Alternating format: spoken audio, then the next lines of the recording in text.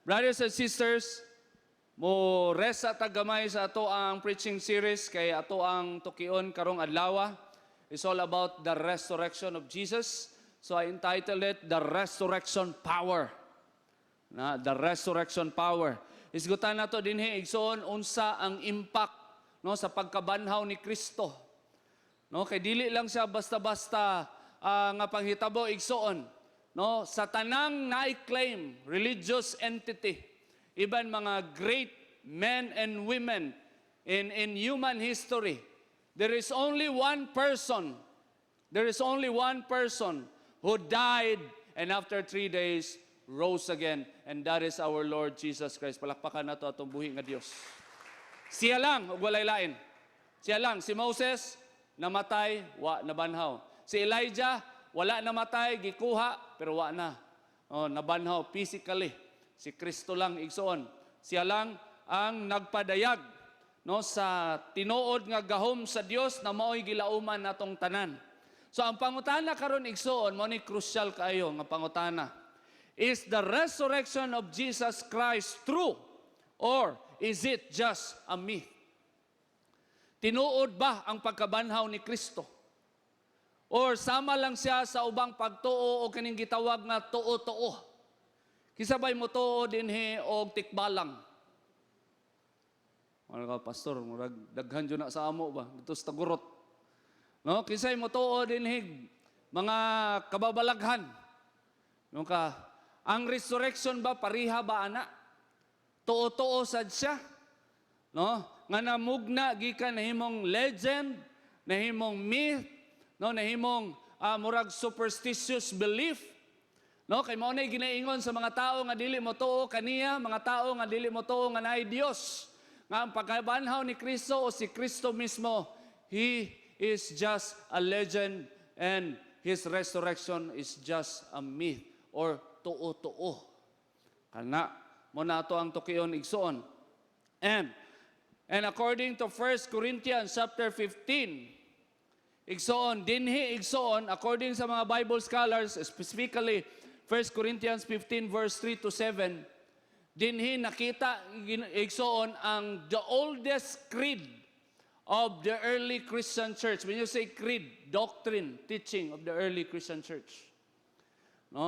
Na dinhi na record, according sa mga Bible scholars, kana nga document, manuscript, ang date ana is not more than 5 years after the resurrection of Jesus.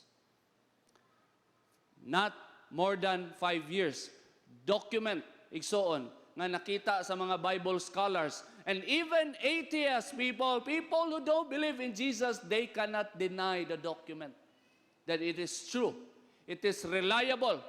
That's why they created another theory of the resurrection and they term it as a hallucination. Kaya di man nila ma-deny igsoon nga tinuod ang dokumento nga nakita sa mga historian. Nga naay document nga napamatuod nga si Kristo tinuod nga namatay o sa ikatulo ka adlaw na banhaw. Na may document, di man nila ma-deny. So nag-create silang theory nga hallucination lang ang paghitabo igsoon. Nag-hallucinate lang ang mga believers. So amo na ato ang tan-awon karon. In 1 Corinthians 15 verse 1. So good, that's verse 1. Ang gingon din ni Apostle Paul, let me now remind you, dear brothers and sisters, of the good news I preached to you before. You welcome it then and you still stand firm in it. It is this good news that saves you if you continue to believe the message I told you. Unless, of course, you believe something that was never true in the first place, according to Apostle Paul. Ang mensahe nga iyang gisangyaw, ang mensahe nga maoy gituuhan sa mga Christians in his time, maoy mensahe nga niluwas kanila kung magpabilin sila nga motuo sa mensahe. So sa pasabot ana igsoon, na ato ang pagtuo kang Kristo dili na siya one day event. Dili na siya nga diha lang sa sugod sa diyang nabaptismohan ka nituo ka. But day after day, year after year, mubawas ang imuhang pagtuo o mahimo na lang relihiyon, kultura ang imuhang pagpanimbahon.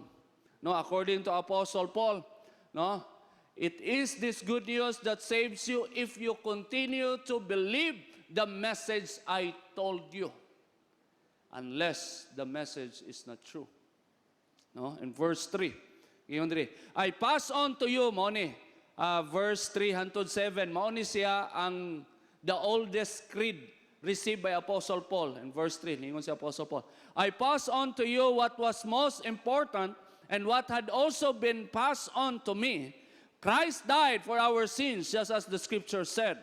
He was buried, and he was raised from the dead on the third day, just as the scripture said. He was seen by Peter, and then by the 12. After that, he was seen by more than 500 of his followers at one time, most of whom are still alive, though some have died. Muna giingon sa mga Bibles, sa mga scholars, nga dili mo tuo kang Kristo, nga nag-hallucinate daw ang mga apostles, nag-hallucinate daw ang more than 500 witnesses, eyewitnesses. They saw the resurrected Christ. Ang ingon sa mga atheists, nag-hallucinate daw. O gitawag nila massive hallucination. Oh. And then, in verse 7, then he was seen by James and later by all the apostles. Last of all, as though I had been born at the wrong time, I also saw him. Even si Apostle Paul, nakita po niya si Kristo nga nabanhaw. No, for I am the least of all the apostles. In fact, I am not even worthy to be called an apostle after the way I persecuted God's church. Mao ni siya nga document igsoon na gusto baliktaron sa mga atheists. Kay dili nila ma-deny unsa ka credible, unsa ka reliable, unsa ka historical ang dokumento sa 1 Corinthians 15 verse 3 to 7. So they created a theory that the apostles and the 500, more than 500 eyewitnesses, they just hallucinated. Kasi naka-experience din tirag rugby. Kasi naka-experience. Ako'y kaila. Oh. Na-reach out na mo sa una. Napa ko sa Youth for Christ sa una. Na-reach out na mo. Adik og rugby. Nikwento siya sa kuha. Pag mutira daw siya rugby, kuyaw daw kaayo. Mura daw tinuod tanan niya makita. Nahimo siyang sangguko. Oh, nahimo siyang sangguko. And then nasa power. Oh, mag-power daw siya. Naado siya kalaban, mga dragon. Unang naay mga nahay sa unang abi nilag dagat. Mo langoy sila sa yuta. Noon, ka real. Muna yung gitawag nila nga hallucination. No? Hallucination. But for the record, the eyewitnesses, the more than 500 eyewitnesses, dili sila mga drug addict. Wala sila record, wala tayong mabasa nga nag-drugs sila. No? Wala tayong mabasa igsoon. No? Nga, according sa mga psychologists, no, ang hallucination, that's an individual, a personal experience. Oh, dili pwede nga naay hallucination na kamungduhan, nag-hallucinate mo, niya pariha mo hallucination, imposible na siya according sa mga psychologists. Walay massive hallucination. Kung naamang galing daw yung massive hallucination, that's greater than the miracle of the resurrection according sa mga psychologists. Kaya wala diyon ana. Nakitang tanan taga-so GMC mag-hallucinate ang tanan, nakita na to si Jesus. Wala yun na igsoon. According sa science, there is no massive hallucination. No, so even ang mga atheists, no, di sila kasagang igsoon sa unsay na hisulat. No, in 1 Corinthians 15 verse 12 to 19. No? Gingon din in verse 12, Apostle Paul said, "But tell me this, since we preach that Christ rose from the dead, why are some of you saying there will be no resurrection of the dead?" Ingon si Apostle Paul, i-address niya ang issue kay naaday mga church members niya sa una, nga di na motoo nga naay pagkabanhaw. Motoo sila nga nabanhaw si Kristo, pero maglisod sila tuo nga sila sad mabanhaw. No? Kay di nila ma-imagine. Pero mo ni Apostle Paul, in verse 13, "For if there is no resurrection of the dead, then Christ has not been raised either. And if Christ has not been raised, then all our preaching is useless and your faith is useless." According to Apostle Paul, kung walay pagkabanhaw o kung wala nabanhaw si Kristo, ang imuhang pagtuo useless, no, according to Apostle Paul, no, og ang wali sa mga apostoles sukad sa una og hantod karon nahimong walay bili kung wala nabanhaw si Kristo. Una ka grabe, no? And then in verse 15, and we apostles would all be lying about God, for we have said that God raised Christ from the grave, but that can't be true if there is no resurrection of the dead. Kung wala day pagkabanhaw, igsoon, kung wala nabanhaw si Kristo, tanang mga apostoles bakakon. Tanang mga apostoles, tanang nabasa nimo sa Biblia, especially in the New Testament, they are just all lies. Tanan, apostoles, bakakon. Ug mao po na giingon sa mga atheists, na makaklang ang mga apostoles. And this is the logic. Kita as tao, mamakakta tungod kay dili ta gusto mabunalan sa una. Kasi nakatisting ana. Kasi nakatisting. Pag natay buhaton nga di mao ba, tapos masakpan ta.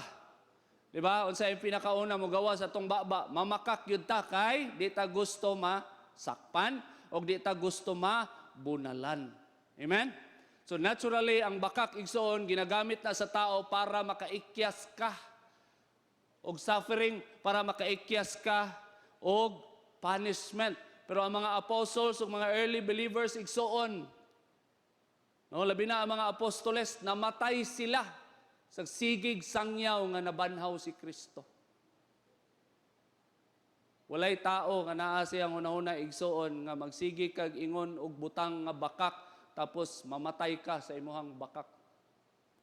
Kay naturally ang bakak ginagamit nato na para maka-escape ta, no, sa punishment nga ato ang kaakibat nga punishment sa ato ang binuhatan. Pero ang mga apostles igsoon, they died preaching that Jesus rose from the dead. And early Christian church, makita nimo ang document igsoon, gilawg sila sa mga leon, no, paaway sila sa mga barbarian, no, pakaon sila, gipatay sila, gisunog sila nga buhi, wa gyud sila ni recant, wa gyud nila gi-deny, wa gyud sila natalaw, wa gyud sila nahadlok, o nagsigi gihapon sila deklara nga si Kristo na banhaw na. Palakpakan nato ang Dios. Una ka tinuod igsoon, ug maunay dili maribat sa mga tao nga di mo tuo nga nabanhaw si Kristo. No, in verse 16, and if there is no resurrection of the dead, then Christ has not been raised. In verse 17, and if Christ has not been raised, then your faith is useless and you are still guilty of your sins.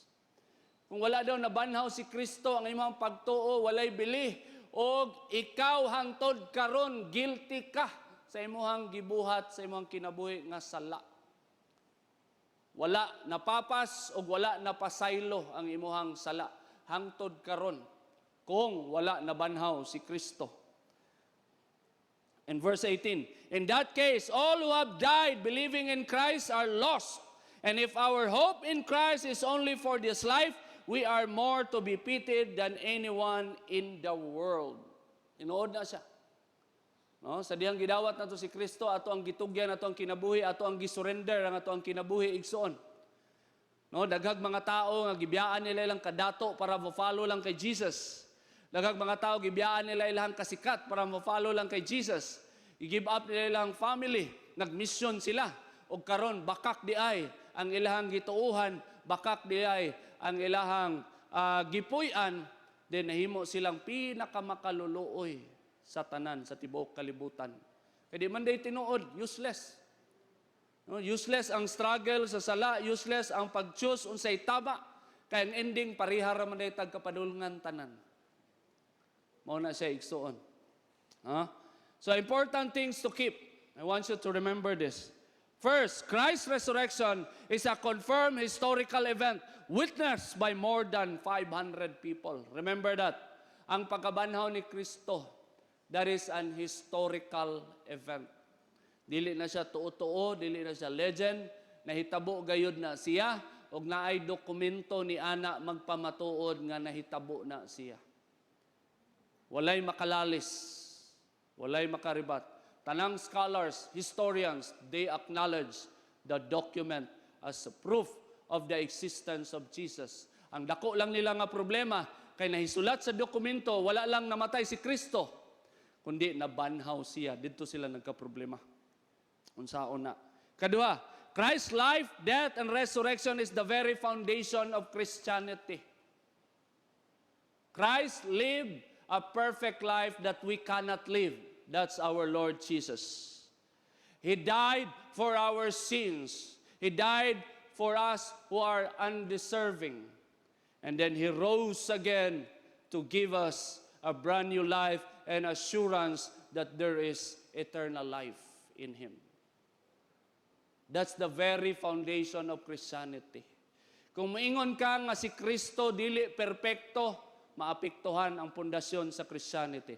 Kung maingon ka nga si Kristo wala namatay kay sama sa giingon sa Quran, no, sa mga Muslim, nga si Kristo daw gilansang sa krus pero wala siya namatay. The only document na nag-ingon nga wala namatay si Kristo is the Quran. But the Quran was written 600 plus years after the death of Jesus. So we cannot trust Quran. Amen? Kailangan 600 years. So pasabot ana igsoon, gikopya ra dito sa mga early writings, the creed and then the writing of the Gospels. No, dito nangopya ra si Muhammad. Ug niingon nga wala namatay si Kristo. O gibayaw siya sa amahan, no? Ni Allah, sa ilahang Allah, no? And third, the validity of Christ's resurrection unleashes God's power to change people. Muna sa igsoon, grabe ka compelling, grabe ka powerful, na pagbutuo ka kang Jesus, mabag-og yun imong kinabuhi. It's simply because He truly rose from the dead. So I will share to you 3 radical impact of Christ's resurrection power. 3 radical impact. Now, I think, no, when you truly believe in Jesus, you experience this power of the resurrection. Number 1, sin has no power over you.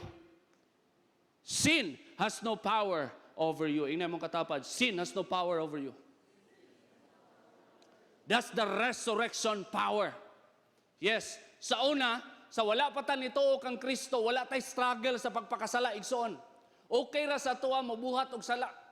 Mamakak ta sa una, mamalikas ta, magbutang-butang ta og tao, okay ra kay mukatawa pa ta. Pag i-confronta, dali ra kay ta mamakak sa una. Nga naman, because we don't believe in Jesus and we don't receive or even experience the power of Christ's resurrection. But because right now we believe in Jesus, sin has no power over us. In 1 Corinthians 15 verse 17, gingon din ni, balikan nato. Gingon si Apostle Paul, if Christ has not been raised, then your faith is useless and you are still guilty of your sins. Ang kabaliktaran igsoon, kung wala na banaw si Kristo, ang guilt, ang shame, ang dala sa sala sa imong kinabuhi magpabilin. Pero ngalan nga nabanhaw si Kristo, karon ang imong guilt, ang imong shame, ang gahom sa sala sa imong kinabuhi, wala na. Amen? No? Ang gahom sa sala sa imong kinabuhi, wala na. Unsa day gahom sa sala? Guilt. Tamnan ka og guilt. Dagag mga tao igsoon di na magpakita sa simbahan. Di na mo apil og mga Bible study tungod kay grabing guilt nga naa silang kasing-kasing mao nay gahom sa sala. No? Nga himuon kang dili angayan, maski gihimo na kang angayan ni Kristo. Di ka ganahan magpakita sa simbahan. Di ka ganahan mo simba, mahadlok ka mo simba. Mahadlok ka, di ka ganahan mo dayeg sa Ginoo, mahadlok ka mo sangpit tungod kay nakabati ka nga dili ka angayan. Naa kay guilt. Mao nay gahom sa sala igsoon ug ang makapildi ni ana, ang makapapas ni ana ang gahom sa pagkabanhaw ni Kristo. In Romans chapter 8 verse 1 to 2, according to Apostle Paul, so now there is no condemnation for those who belong to Christ Jesus. There is no condemnation. In verse 2, and because you belong to Him, The power of the life-giving Spirit has freed you from the power of sin that leads to death. According to Apostle Paul, there is no condemnation to those who belong in Jesus. Ngalan nga nituo ka sa iyaha, ngalan nga gihatag nimo imong kasing-kasing sa iyaha, ngalan nga gihatag nimo o gitugyan nimo imong kinabuhi sa iyaha, you are not condemned anymore. You are accepted. You are forgiven because Christ rose from the dead. And because you are forgiven, because there is no condemnation, the power of sin that leads to death has no effect in your life. Amen? No? Muna ikingon sa Roma 8, verse 1 to 2. In 1 Peter chapter 1, verse 3, gingon din ni Igsoon, Praise be to the God and Father of our Lord Jesus Christ. In His great mercy, He has given us new birth into a living hope through the resurrection of Jesus Christ from the dead. No, nagingon si Apostle Peter, Praise be to the God and Father of our Lord Jesus Christ. In His great mercy, He has given us new birth. Gipanganak ta pag-usab, gihimo tang born again. Paunsa ta gihimong born again sa Dios. Pinaagi sa pagkabanhaw ni Kristo. Kung wala na banhaw si Kristo, wala gyud ma-born again kanatong tanan. Ug tungod kay na born again man ka, ang sala nimo sa una wala nay hold sa imong kinabuhi. Wala nay hold. No? Ang sala nimo sa una igsoon wala na siya gahom para ma-feel bad ka. Tungod kay kabalo ka nga nabayran na ni Kristo sa cross o kabalo ka gidaog na niya ang sala ug ang kamatayon pinaagi sa iyang pagkabanhaw. No? God has given us new birth into a living hope through the resurrection of Jesus Christ from the dead. Thoughts to keep. The resurrection power enables us to defeat guilt and shame. Mga tao nga nagpuyo sa ilahang guilt. Mga tao nga nagpuyo sa ilahang shame. Actually, I tell you, kanagay mag-guilty ka, makasala ka, igsoon, work man na siya sa Holy Spirit. I-convict ka sa imong sala ba? Na makabati ka, nga di ka, pag makasala ka, di ka magngisi-ngisi lang. Na nakabuhat kag sayop, di ka mo ingon nga, okay ra na, nabayran na bitaw ni Kristo sa cross. No, every time na nakay mabuhat nga sayop, maski pag nabayran na ni Kristo, ang balaang Espiritu, mo'y mo convict sa imuha nga mali ang imong gibuhat. No? Na mali ang imong gibuhat, no, di ka dapat magising-ngisi, na kay guilt ma-feel. Pero kanang guilt o shame nga imong ma-feel, mao nay mutukmod sa imong nga maghinulsol ka. That's a godly way. You are following the leading of the Spirit. No, sa diyang nakasala ka, nakay guilt, nakay shame, o tungod kay nakay guilt o nakay shame, muluhod ka, mangayo kag pasaylo, no? O mangayo kag grasya sa Ginoo nga hugasan ang imong kasing-kasing, imong hunahuna og kalag pinaagi siyang hamili nga dugo. Pero naapoy isa ka guilt og shame nga wa jay kapadulngan igsoon, kalaglagan. Na kay guilt, na kay shame, nibuhat ka og sala, di na ka magpakita sa Ginoo. Di na jud ka magpakita, di na ka mobasa og Biblia kay feeling nimo hipokrito ka. Di na ka mo simba, di na ka mo wali, di na ka mo share sa gospel, di na ka mang-invite og mga tao tungod kay dili ka worthy o feeling nimo hipokrito ka. That's not the leading of the Spirit. That's against the Spirit of Christ. Because if you are under the Spirit of Christ, you felt the guilt and shame when you do sin, and then you repent from your sin, and you come to God for restoration. Amen? Amen? Klaro na igsoon? No, that's how God deal with us. The resurrection power enables us to defeat guilt and shame. What is my point? Na ang pagkabanhaw ni Kristo, dili siya justification na pag makasala ka, muralag wala. Amen? Dili siya justification. Ang point ana, gidaog na niya ang sala, gidaog na niya ang guilt ug ang shame. Mao lang pag muduol ka sa iya, matanggal tanan. Pero kung magpalayo ka sa iya, magpabilin ang kaulaw igsuon. Second, the resurrection power releases the Spirit that can free us from the power of sin. No? The resurrection power releases the spirit that can free us from the power of sin. Mulang ang sala igsuon, di na gyud siya boss. Dili na siya master sa imong kinabuhi, ing na imong kauban. Sin is not your master anymore. Because Christ is resurrected. And because He is resurrected, He released His Spirit to those people who believe in Him, and that Spirit will give you the power, the ability to overcome the power of sin. Pwede ka mag-struggle, pero ang rest assured, you will win the battle. Ang ending, ikaw mo daog. Yes, pwede magkapandol-pandol ka, hindi man perfecto ang Christian life. Amen. Pwede ka magkapandol-pandol, pwede ka magkamali, naakay struggle, naakay battle sa imong sala, pero rest assured that at the end of that battle, you will win over sin because the Spirit of God is in you, because Jesus truly rose from the dead. Third, the resurrection power gives people a chance to live a brand new life. Ang pagkabanhaw ni Kristo, mo'y mo remind sa to ang tanan, nga kitagaan tag chance sa Ginoo nga mopuyo og kinabuhi nga bag-o nga kinabuhi. Born again life. Mao na siya ang effect, impact sa pagkabanhaw ni Kristo. Ikaduha nga impact, radical impact of Christ's resurrection power. The fear of death is broken. Kinsa ba dinhi mahadlok mamatay? Kinsa dinhi? Nabay mahadlok mamatay? Ako, mahadlok ko mamatay. Kita man siguro tanan, pil mga pulis, hadlok man na sila mamatay. Hadlok man lang mamatay, igsuon. Yes, that's true. Na ay tao diya magunit og baril, tutukan ka, tinga, magdi ka kurug-kurug. Mahadlok man ka. Pero naa ba kay gahom nga mo overcome sa imong kahadlok? Mao na ang pagkabanhaw ni Kristo. Igsuon. The fear of death is broken. Now in Hebrews chapter 2 verse 14 to 15, because God's children are human beings made of flesh and blood, the Son also became flesh and blood. For only as a human being could He die, and only by dying could He break the power of the devil, who had the power of death. In verse 15, only in this way could He set free all who have lived their lives as slaves to the fear of dying.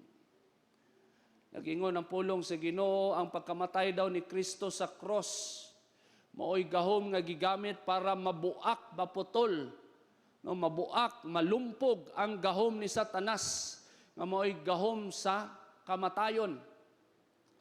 No? O tungod ni ana katong mga tao nga na mahadlok mamatay, igsuon, daghantag kaila ana mahadlok mamatay. Pag maghisgot kag patay-patay, manuktok og ikatulo. Di ba? No, maingon na. No, purya-buyag. No, nanuktok man ka, di abrihan. Madayon ni noon. No, daghang mga tao ni ana mahadlok. Mahadlok sila mamatay. No, nagani uban mahadlok mo sakay og eroplano. Mahadlok mo sakay og barko. Kay mahadlok sila mamatay. Oh. Pero nag-ingon ang pulong sa Ginoo, igsoon, ang purpose sa kamatayon ni Kristo para buakon, pildihon ang gahom ni Satanas, ang gahom sa kamatayon. O pinaagi sa kinabuhi ni Kristo, no, katong mga tao nga nahadlok mamatay, maset free sila. Nganong maset free man sila? Tungod kay nabanhaw man si Kristo. Oh. So pasabot, dili day katapusan ang kamatayon. Namatay tuod si Kristo pero nabanhaw man siya. So tanang mo tuo kang Kristo, unana sad ang imuhang bation. Di na ka mahadlok mamatay. Tungod kay kabalo ka, nga pag mamatay ka, banhawon man sad ka. Amen? No, in 1 Thessalonians 4:13 to 14, gingon din And now, dear brothers and sisters, we want you to know what will happen to the believers who have died, so you will not grieve like people who have no hope. Ingon si Apostle Paul, gusto ko makabalo mo unsay nahitabo ato mga tao nga nangamatay. Nga naa kang Kristo para dili mo mag-uol sama sa mga tao nga walay paglaom. Ka mga tao nga walay paglaom sa diyang namatay ang ilahang pamilya. Grabe ilang kaguol kay wala na gyud, endgame na. And since we believe that Jesus died and was raised to life again, we also believe that when Jesus returns, God will bring back with Him the believers who have died. Banhawon gyud. Sure gyud na. Igsoon. If your life is in Christ, banhawon jud ka pag mamatay ka. Munang ang mga disciples sa unang panahon, igsoon, gipakaon sila sa leon, gipangsunog sila nga buhi sa panahon ni Emperor Nero.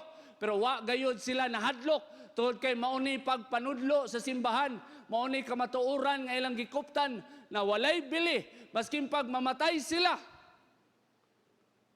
banhawon sila balik sa Dios. Og di na sila mamatay pag-usab. Amen? Munang di mahadlok ang mga Christian sa una mamatay.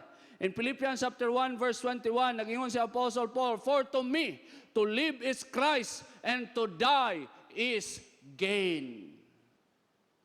Para kay Apostle Paul, ang kamatayon, dili siya endgame. Dili siya katapusan, dili siya kapildihan. Ingon si Apostle Paul, ang kamatayon, for him is gain. Dili ka makapsan, kundi madungagan pa ka. Nga naman, kaya ang ikambyo sa Ginoo, eternal life man. Eternal life.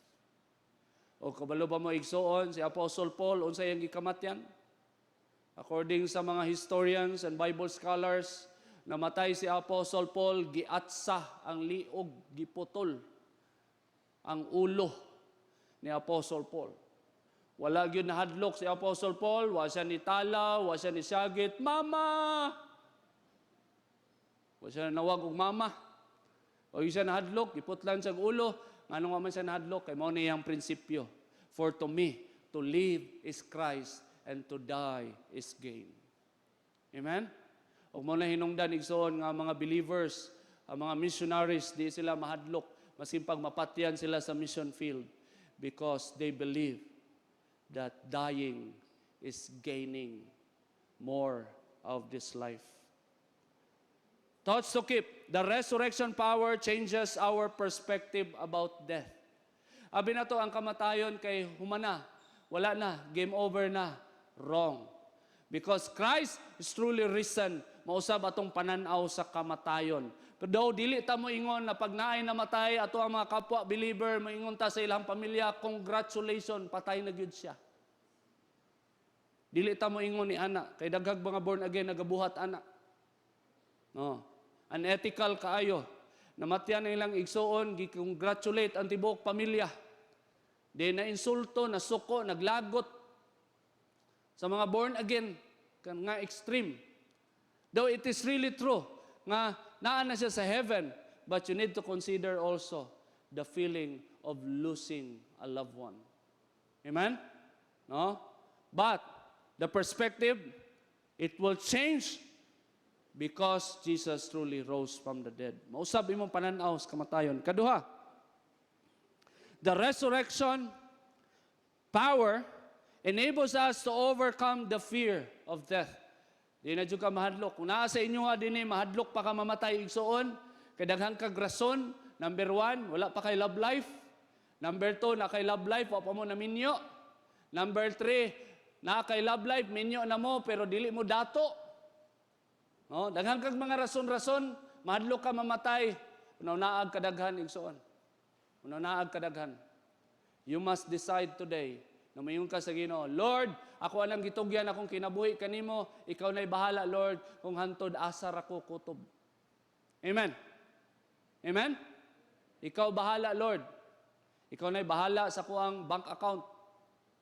No, di ka mag-uol, daghang kag kwarta sa imong bangko, or unsa ba nga mga isyu nga naa ka, because Christ is truly risen from the dead. Third, the resurrection power gives us hope eternal. Di ka mawad-ag paglaom. Dili ka mapildi sa depression kung kabalo ka nga si Kristo na banhaw. Igsoon. Tinuod nga ang kinabuhi, daghag kagulanan. Tinuod na siya. Daghag rason nga pwede ka ma-depress. Daghag rason na pwede ka ma-stress. Daghag rason na pwede ka ma-disappoint. Pero kung imong tan-awon, o unsay gibuhat ni Kristo sa cross o ang iyang pagkabanhaw igsoon, tanang disappointment, tanang depression, tanang problema, anxiety, struggle, emotional struggle, physical struggle, it will not defeat you. Because Christ is risen. Amen? The resurrection power gives us hope eternal. Ang imong paglaom, di mapildi, bisag unsa nga klase nga butang nga panghitabo sa imong kinabuhi. The last radical impact of Christ's resurrection power. Now first, sin has no power over you. The fear of death is broken. And last, life has a grand purpose. Diha, ang pagkabanhaw ni Kristo maoy nagpadayag na ang kinabuhi dili kamwat may. Ang pagkabanhaw ni Kristo maoy nagpadayag igsoon nga ang kinabuhi nga naata dili siya sugal nga wala ta kabalo unsay ending.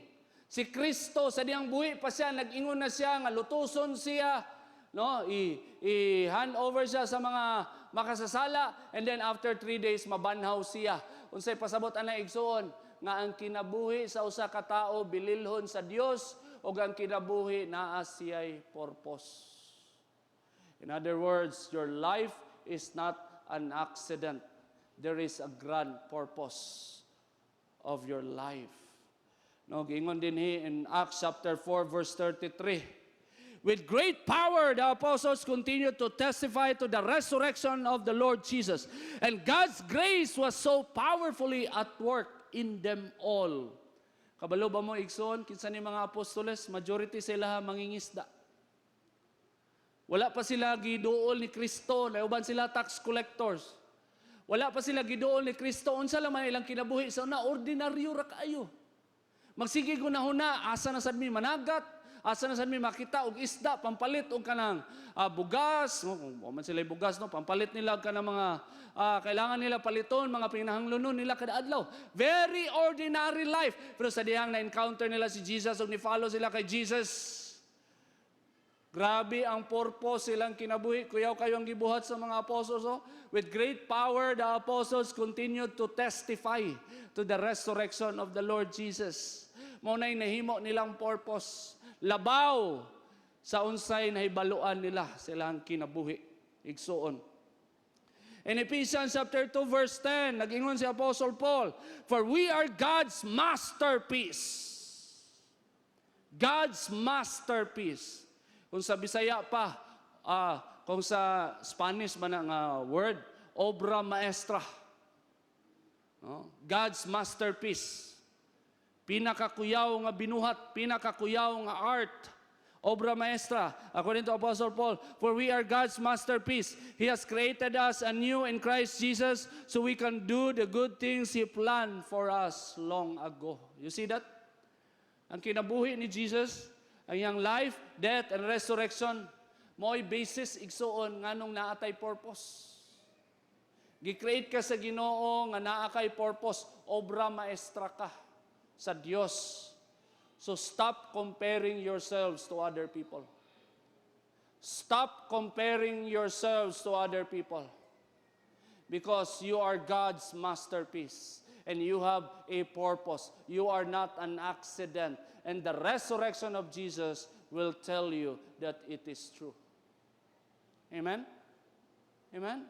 Inay mong katapad, you have a purpose.